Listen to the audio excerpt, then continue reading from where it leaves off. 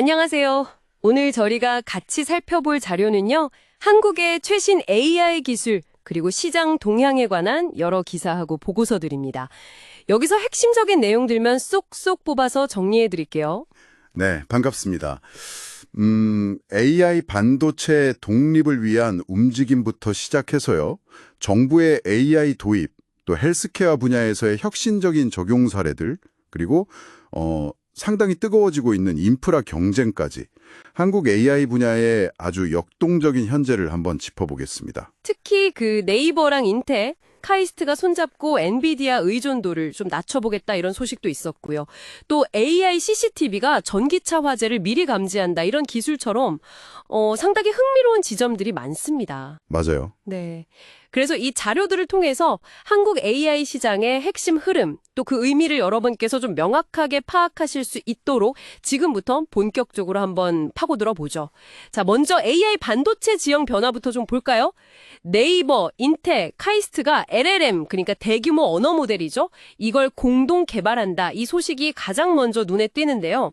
아무래도 엔비디아 GPU 의존도에서 벗어나려는 어떤 큰 그림의 시작으로 보이는데 어떻게 보시나요? 맞습니다. 이게 단순히 비용 절감 이런 차원만은 아니고요. AI 기술 주권을 확보하고 또 데이터 보안을 강화하겠다. 이런 훨씬 더 근본적인 목표랑 연결돼 있다고 봐야죠. 기술 주권이랑 보안까지? 네. 자체 파운드리 기반의 생태계를 만들려는 시도인데 예를 들면 메타가 LML을 공개한다거나 구글이 TPU를 개발하는 전략 이런 거랑 좀 비슷한 맥락으로 볼 수 있어요. 그 스탠퍼드 AI 인덱스 보고서에서도 엔비디아 독점 구조의 위험성 이거 여러 번 지적했었거든요. 그렇군요. 게다가 또 그게 있어요. 2023년 10월에 미국이 중국에 대한 AI 칩 수출 통제를 강화했잖아요. 네네, 맞아요. 이것 때문에 엔비디아 중심의 공급망에 대한 불안감이 커진 것도 사실이고요. 이게 어떻게 보면 오히려 RISC-V 같은 개방형 아키텍처나 아니면 퓨리오사 AI 같은 국내 패플리스 기업들, 또 IP 설계 기업들한테 새로운 기회가 되고 있는 셈이죠. 투자 관점에서도 상당히 흥미로운 변화라고 할 수 있습니다. 아, 그렇군요. 이렇게 자체 개발 역량을 확보하면 단순히 칩 문제를 넘어서서 나중에는 사스 같은 AI 응용 서비스 분야에서도 경쟁력을 더 키울 수 있는 발판이 되겠네요. 그렇죠. 바로 그겁니다. 이런 기술 경쟁의 흐름이 공공부문에서도 좀 보이는 것 같아요. LG CNS가 외교부랑 협력해서 문서 요약이나 번역 같은 걸 자동화하는 AI 플랫폼을 구축한다. 이 소식도 상당히 흥미로웠습니다. 공공서비스의 디지털 전환이 이제 본격적으로 속도를 내는구나 싶더라고요. 네, 맞아요. 여기서는 특히 다국어 자연어 처리, 그러니까 NLP 기술이 핵심적인 역할을 합니다. 이런 대규모 공공계약은요, 기업 입장에서는 장기적이고 안정적인 수익 기반을 마련하는 데 도움이 되고요.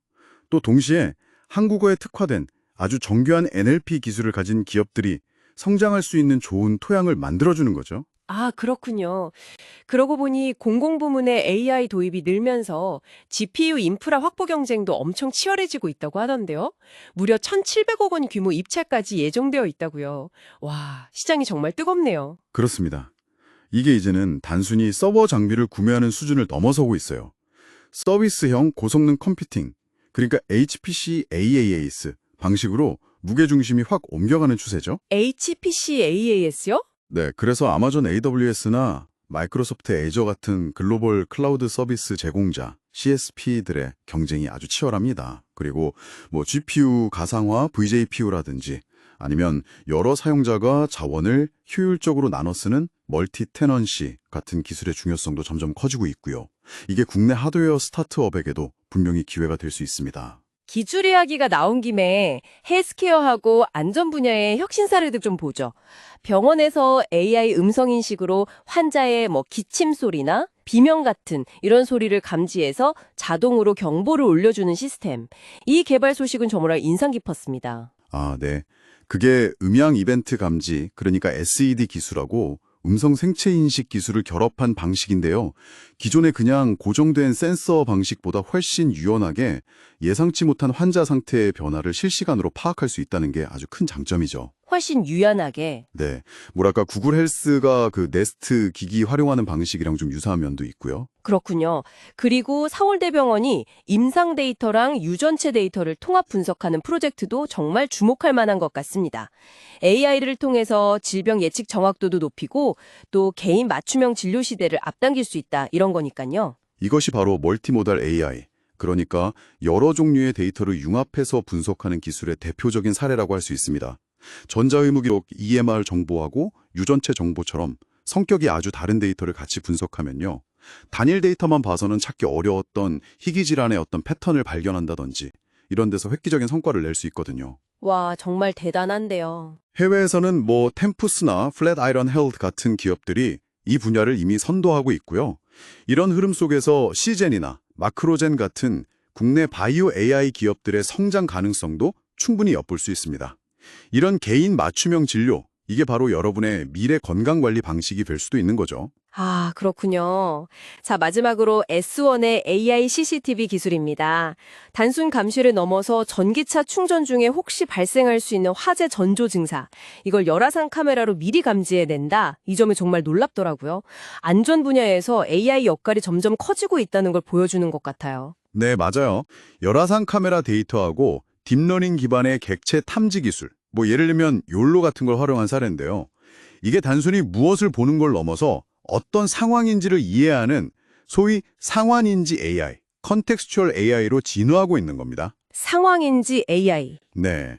이런 기술은 도시 방범은 물론이고 재난 예측이나 대응 같은 훨씬 더 넓은 안전 분야로 확장될 잠재력이 아주 크다고 봅니다. 또 보험사나 지방자치단체와의 새로운 B2B 협력 모델 같은 것도 충분히 가능해 보이고요. 정말 활용 분야가 무궁무진하네요. 자, 오늘 저희가 함께 살펴본 이 자료들을 통해서 한국 AI 시장의 여러 다채로운 현재 모습을 확인할 수 있었습니다. 엔비디아 그늘에서 좀 벗어나려는 반도체 업계의 자립 노력이라든지 또 공공부문이나 헬스케어 현장으로 빠르게 파고드는 AI 기술들, 그리고 점점 치열해지는 인프라 경쟁과 새로운 안전기술의 부상까지. 네, 핵심은요. 기술 개발, 정부 정책, 그리고 시장의 실제 수요, 이 세 가지가 딱 맞물리면서 한국 사회 전반에 AI가 저희 예상보다 훨씬 더 빠르게 그리고 더 깊숙이 스며들고 있다는 점입니다. 특히 뭐 추상적인 기술 과시가 아니라 각 분야에서 당면한 실질적인 문제를 해결하기 위해서 AI를 활용하려는 구체적인 시도들이 아주 돋보였죠. 그렇군요. 자, 그럼 이런 빠른 기술 발전 속에서 여러분은 앞으로 우리 사회가 AI 윤리 문제나 데이터 프라이버시 같은 이런 민감한 이슈들을 어떻게 다뤄나가야 한다고 생각하시나요? 혹은 이러한 변화의 물결이 여러분의 일상이나 직업에는 또 어떤 영향을 미칠 거라고 예상하시는지 한번 좀 깊이 고민해 보시는 것도 좋을 것 같습니다. 네, 중요한 질문입니다. 오늘 함께 해주셔서 감사합니다.